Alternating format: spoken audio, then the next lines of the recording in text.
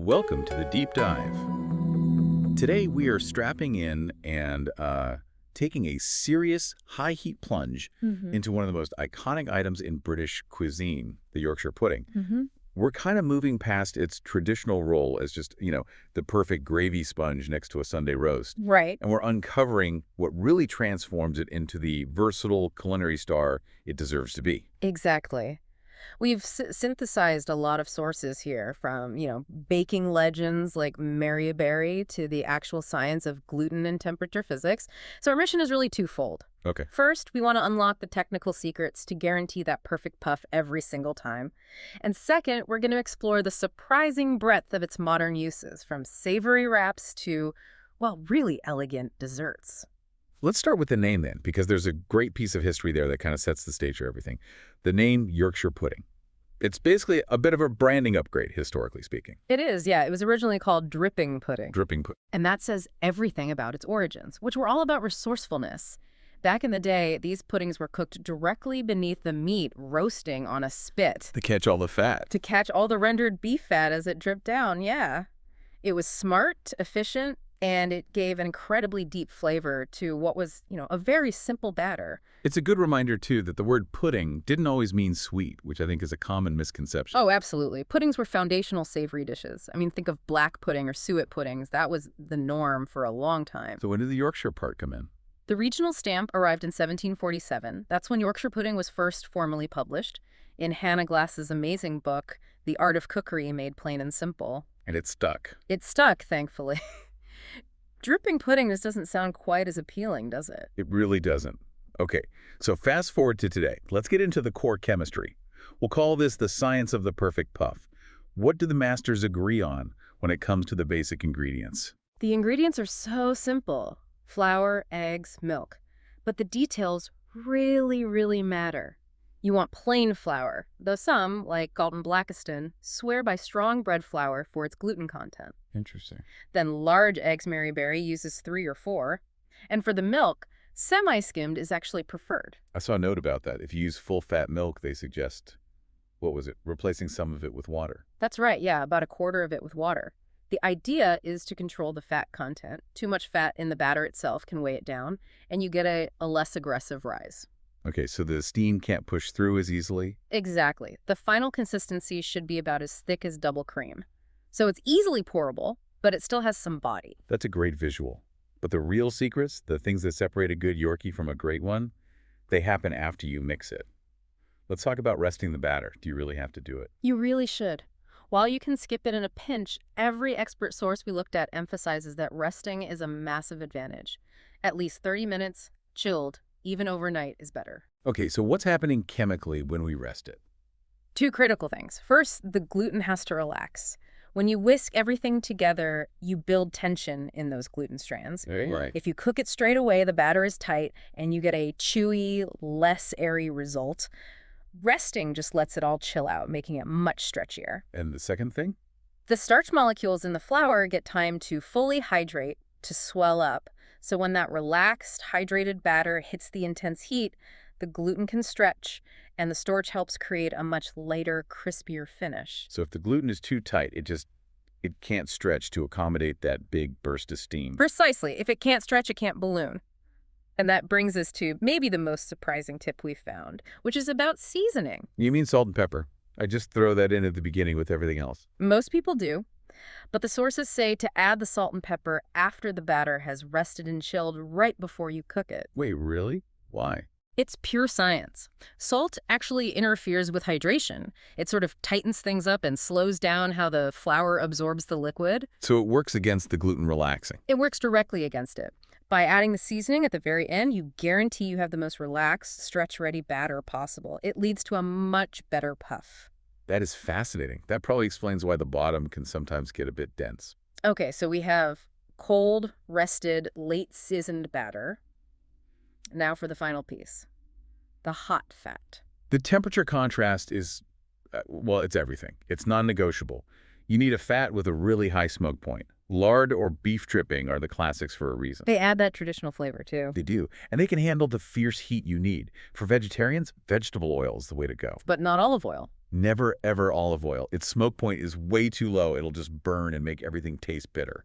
And the oven has to be brutally hot. 220C, that's 425F. The tin with the fat needs to be in there for at least 5 or 10 minutes until it's literally smoking. That high drama seems essential. Which brings us to troubleshooting. You do everything right, but they still collapse. Why do my Yorkshires rise beautifully and then just deflate into sad little saucers? The #1 killer is a drop in temperature. You cannot open that oven door too early. They need consistent, intense heat to set their structure. So when you open the door, all the steam inside just condenses. Instantly. And the whole thing collapses before the structure has had a chance to harden and hold its shape. So how long should you wait? And what are you looking for? Don't even think about peeking for the first, say, 3/4 of the cooking time, and you have to wait until they are a fairly dark golden brown. If they look pale, they aren't done. They will sink. And for those of us with older ovens that lose heat the second you open them, there's a great hack for that. There was. The trick is to minimize how long the door is open. You use a hob-safe tin, you pull the hot tin out, shut the oven door immediately, and put the tin on your stovetop over a high flame. So you keep the heat going from below. Exactly. You pour the batter in quickly while the fat is still sizzling on the hob, and then get it straight back into the oven. It's an expert move, but it really works. That is smart. Okay, one last technical trap. We want height, so you'd think I'll use self-raising flour. Why is that a bad idea? It seems so logical, doesn't it? But the physics here are all about steam, not chemical leavening from baking powder. Self-raising flour creates a softer, weaker structure that just can't hold up. So it actually makes them flatter. It makes them flatter and doughier. You have to trust the physics. Plain flour, eggs, milk, and that massive thermal shock, that's the magic. Great point. And, practically speaking, cooking times. And can you make them ahead? For small ones, about 15 to 18 minutes. A big one in a roasting pan could be 30, maybe 35 minutes. And a great tip for the big ones is to flip it over for the last 5 minutes of cooking. Oh, to crisp up the bottom. To crisp up that base, yeah. And they're perfect for making ahead. You can reheat them from chilled in a hot oven for about 8 minutes, or cook them from frozen in about 10. That versatility leads us perfectly into the next phase. We've got the science down.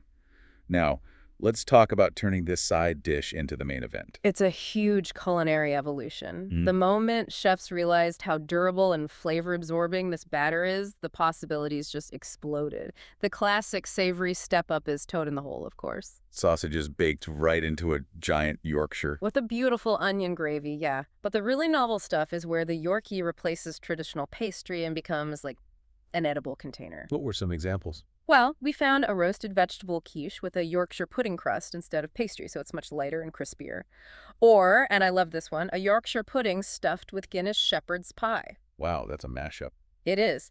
The light, airy pudding shell is a perfect contrast to that rich, dense filling. And the brunch one, the big breakfast Yorkshire pudding. Genius. You're basically swapping your plate for a giant, fluffy, edible bowl. You fill it with eggs, bacon, sausages, the works. And for vegetarians, the same principle applies. We saw mushroom and brie stuffed Yorkshires with quinoa and walnuts. And we have to mention the street food trend. The Yorkshire pudding wrap. Oh yeah, the wrap. That trend proves how structurally sound a good big Yorkshire pudding is. It's flexible enough to roll, but strong enough to hold an entire roast dinner inside it. It's the ultimate handheld comfort food. It really is. And even if you're just serving them as a side, you can add flavors right into the batter. Things like thyme and mustard or Parmesan to complement whatever meat you're serving. That brings us to the Yorkie's cousins and then the big surprise, dessert. Right. So across the Atlantic, the American equivalent is the popover. Scientifically, it's identical. We saw recipes for cheddar cheese and chive popovers, which is the exact same idea. And the Dutch baby. The Dutch baby is basically a giant family-sized popover, or Yorkshire, often made in a cast iron skillet. You see savory ones like a pesto prosciutto Dutch baby. It just proves the batter's versatility. But here's the real twist. Yeah. The sweet Yorkie. This completely flips that dripping pudding history on its head. And it works so well. Structurally, a sweet Yorkshire pudding is basically a profiterole. It's that same light, hollow, fluffy dough. You top a small one with whipped cream and chocolate sauce, and you've got a brilliant, quick dessert. What were some of the more decadent sweet versions? We saw recipes for coconut and dark chocolate popovers, which sound amazing, and apple blackberry crumble Yorkshire puddings. So you use the big Yorkshire as an edible bowl again. Exactly. You fill it with custard, cinnamon spice fruit, and top it with crunchy granola. It's just fantastic. And then there was the most complex one, The hybrid dessert. the salted caramel pear puff. It was described as a cross between a Yorkshire pudding and a French clafoutis. You bake sliced pears into the batter and drench it in salted caramel. It really shows this batter can be a base for high-end pastry. So if you trace the journey, we've gone from a resourceful side dish for catching fat all the way to a foundational batter with limitless potential. Savory wraps, sweet desserts. It's incredible. It's a wonderful story of culinary evolution, and it's all driven by mastering three simple things: cold batter, hot fat, and relaxed gluten.